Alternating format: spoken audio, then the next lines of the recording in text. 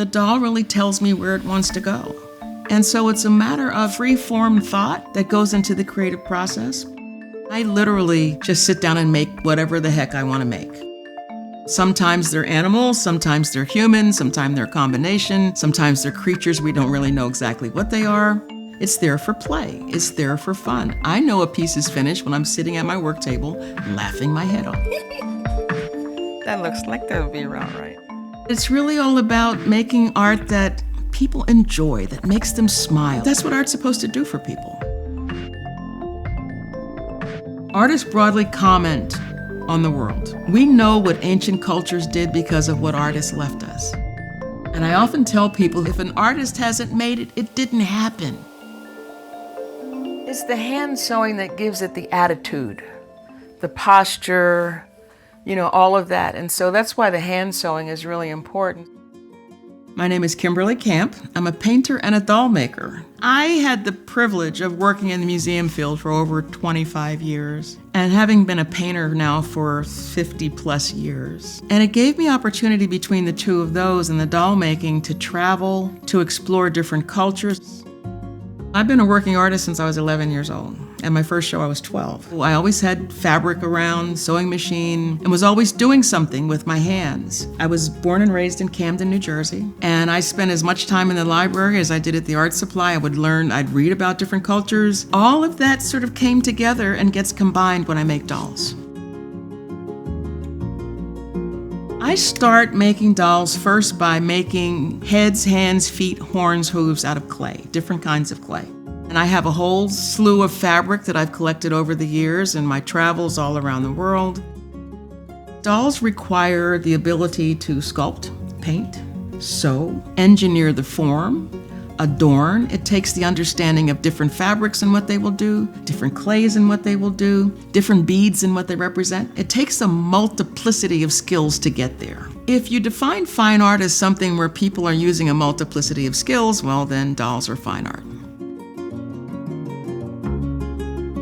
There's a definite connection between art, craft, and spirituality. And this whole thing about folk tradition is interesting because crafts primarily were made by women. It has been decades in the making of getting the fine art world to accept fine craft. It's really interesting that in this society, in this culture, labels mean so much, especially when it comes to the creative process. And I've had people say, oh, she makes African American dolls. I'm like, no, I make dolls. And I'm Black American. What's Black art?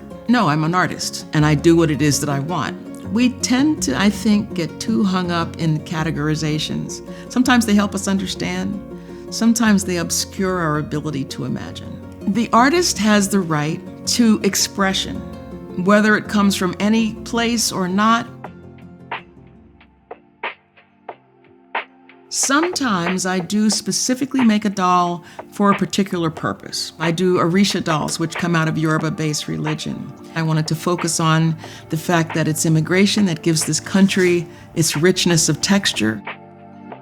My mother's side of the lineage are all Geechee Gullah from the Carolinas. And I borrowed from Geechee Gullah stories, which were rare rabbit tales, and made a series of dolls, mostly anthropomorphic, that had elements of them that reflected my family.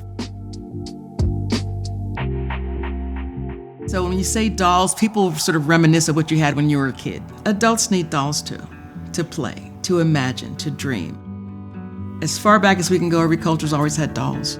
The paddle dolls from Middle Kingdom Egypt are the oldest ones that we know of that were made for play. It makes perfect sense that we as people would make things in our image. When I do a workshop with people, typically I will teach them how to make what it is that they want. I'm gonna put this clay in your hand and you make the face that you want. And I think that's the most valuable way that you teach people.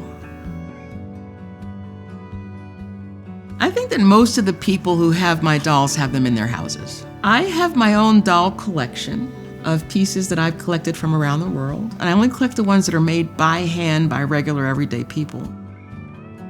Making things brings me joy. And when I turned 50, I said I was going to do something every day that brings me joy. Whatever's in the news, whatever's going on in the world, when I go over to my table and start making stuff, all of that floats away. People have more in common with each other than they think. We're part of a continuum. Everybody has those experiences. They are not limited to one or the other. And I hope that my dolls do this, to remind people that we're all really the same.